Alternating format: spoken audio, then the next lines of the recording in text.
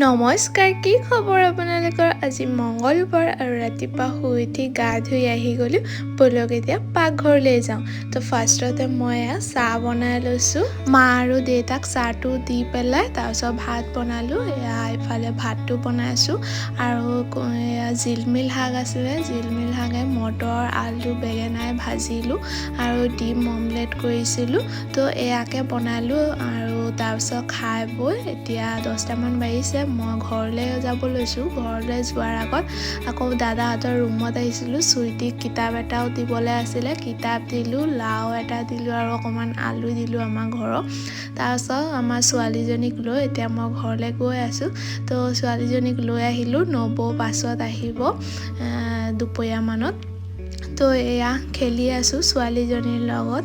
তাৰপিছত দুপৰীয়া খাই ভাত পানী খাই অকণমান শুইছিলোঁ। আকৌ সন্ধিয়া এতিয়া মায়ে আৰু বৌ মিলি ৰুটি বনাই আছিলে। ৰাতিকৈ ৰুটি খোৱা হ'ব আৰু আমি ইফালে পাকঘৰত বহি ছোৱালীজনীৰ লগত খেলি আছিলোঁ। তাৰপিছত ৰুটি বনাই আহি মায়ে ইফালে মোক তেল মালিচ কৰি দিছে। মই নিজে কমে তেল দিওঁ মাথাত, কোনোবাই এনেকৈ দি দিলে ভাল পাওঁ আৰু। তো মায়ে সেইবুলি মাথাত তেল দি দিছে ধুনীয়াকৈ।